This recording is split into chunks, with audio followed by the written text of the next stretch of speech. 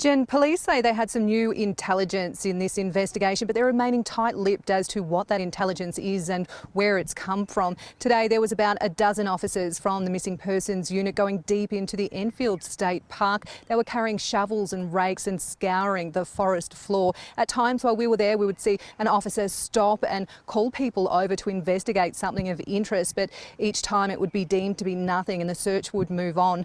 51-year-old mother of three, Samantha Murphy, hasn't been seen since she left her home in Ballarat East February 4th last year to go for a jog, and then she failed to return. Now, exhaustive searches in the weeks that followed failed to find any sign of her, and then about a month later, 23-year-old Patrick Oren Stevenson was arrested and charged with a single count of murder, to which he's pleaded not guilty. Now, police have been conducting these targeted searches periodically over the last 18 months, and they say they will continue to do so for as long as it takes. She had plans. That is the thing I keep coming back to with this case. Samantha Murphy had plans. She had dinner with her husband and some friends the night before. She talked about her run 14 kilometers through Woowookarung Regional Park, a route she knew, a park she loved, a Sunday morning the way she liked them. She set out just after 7 the next morning in her maroon singlet and black running pants. Her neighbor's CCTV caught her leaving the driveway. That was the last time anyone who loved her saw her alive. She never arrived at the family event she was due at 11. She never answered her phone. She never came home. And somewhere in the bushland around Mount Clear, on a quiet Sunday morning in February 2024, something happened to Samantha Murphy that her family still does not have the full answer to, because her body has never been found. Welcome back to Vault of Crime. Today, we are going into one of the most haunting cases to come out of Victoria in recent years. And I want to warn you, this one does not have a clean ending. Some of the most important questions are still open, but what we know is enough to break your heart. So stay with me. Samantha Murphy was 51 years old. She was born on March 30th, 1972, and had lived most of her adult life in Ballarat, a proud regional city in central Victoria that sits about 110 kilometers west of Melbourne in the foothills of the Great Dividing Range. She and her husband Michael ran a small repair and retail business together. They had 3 children. They had mutual friends they had dinner with on Saturday nights. Samantha was fit, genuinely, seriously fit in the way that dedicated runners are. 14 kilometers on a Sunday morning through regional parkland was not unusual for her. It was part of her routine, part of who she was. The people who knew her described her the way people describe someone whose presence makes a room feel fuller, warm, energetic, the kind of person who remembers your name and asks follow-up questions about your life. She was not a woman who disappeared from her family's awareness. She was the center of it. And that Sunday morning, February 4th, 2024, she kissed her husband goodbye, laced her shoes, and headed toward a park she had run through before. She had no reason to think it would be the last time. I want to stay with Michael Murphy for a moment. He had dinner with his wife and friends on Saturday night. She talked about her run. He knew what route she was taking. He probably watched her leave through the window on Sunday morning, the way you do when the person you love is heading out the door and you expect them back by lunchtime. He spent the rest of Sunday waiting, then worrying, then making the call to police. I do not know how you hold that, the gap between a normal Saturday dinner and the phone call that changes everything. Here is what we know about the morning of Sunday, February 4th, 2024. At approximately 7 in the morning, Samantha left her Ballarat East home.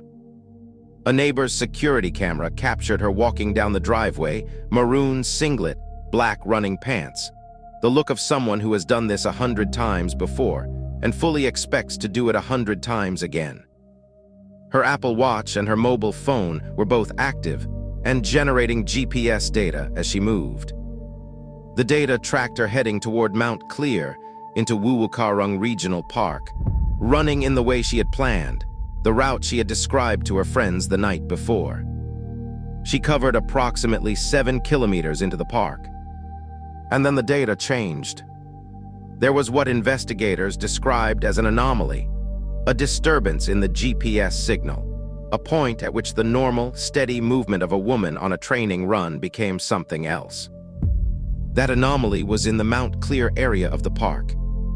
After that point, there was nothing. No more movement. No more signal.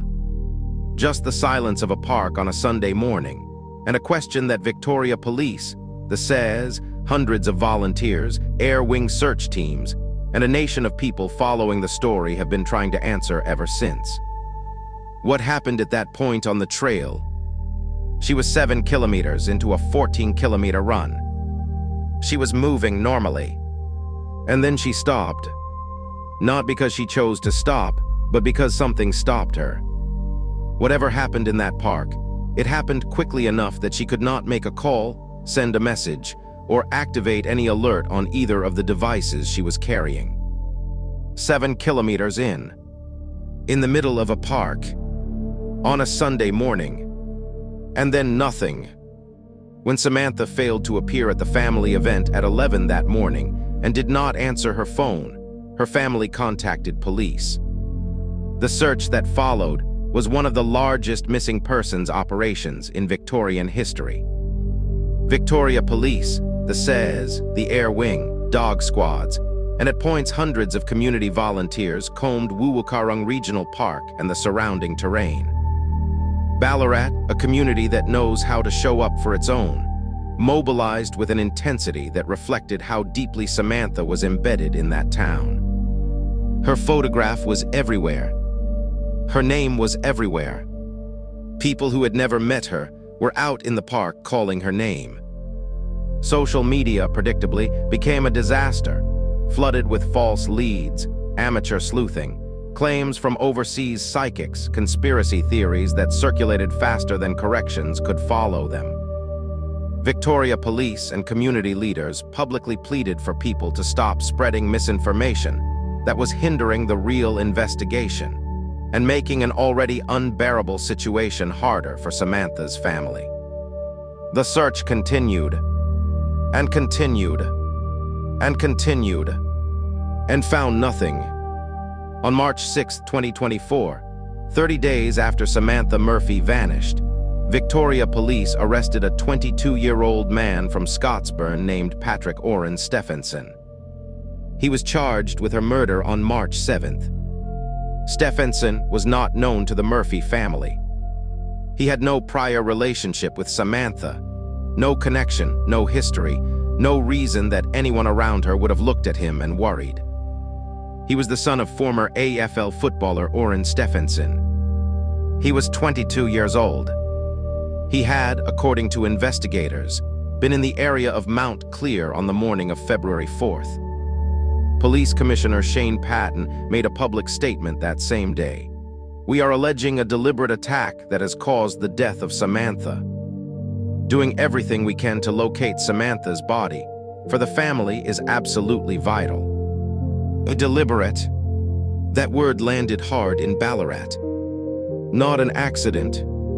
Not a misadventure. A deliberate attack by a young man who, as far as anyone could establish, had no reason to attack her at all.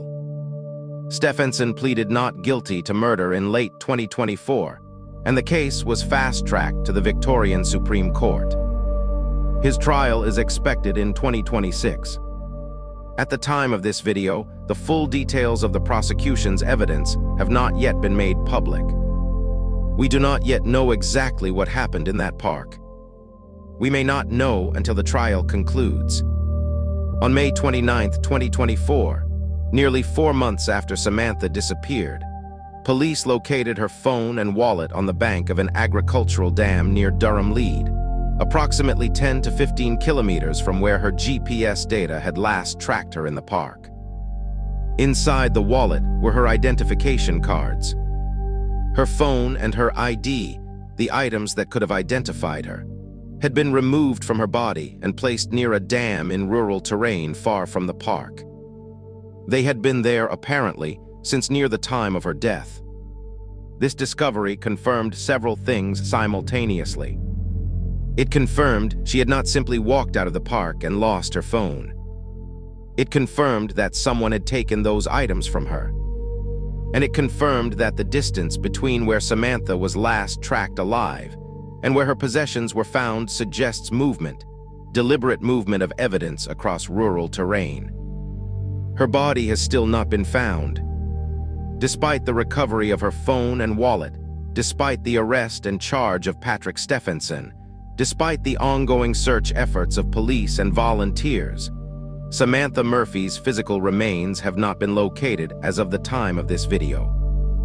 Michael Murphy has spoken publicly about what that means for his family. They cannot bury her. They cannot close that specific door. They are carrying grief and uncertainty simultaneously in a way that I think very few people can fully understand without having experienced it. Michael Murphy said after his wife was arrested that it felt like someone's just let the pressure valve off. He said Samantha will never come home to her family, that they will never have a beautiful mother, a beautiful wife to be with them as they go forward. He said that in the days after a man was charged with killing her, not the days after she was found, because she has not been found. And what that sentence contains is something I find very difficult to sit with. Pressure valve. Like the months of not knowing had been a physical compression. And the arrest released some of it. But not all of it. Because she is still out there somewhere. And they still do not know where. There are things about this case that a jury will determine. There are things that may never be fully answered. Why Patrick Stephenson? Why Samantha Murphy? Why that morning, that park, that trail? The prosecution has alleged a deliberate attack by a man who had no prior relationship with his alleged victim, which means the motive, if motive is even the right word, is something the trial will need to address.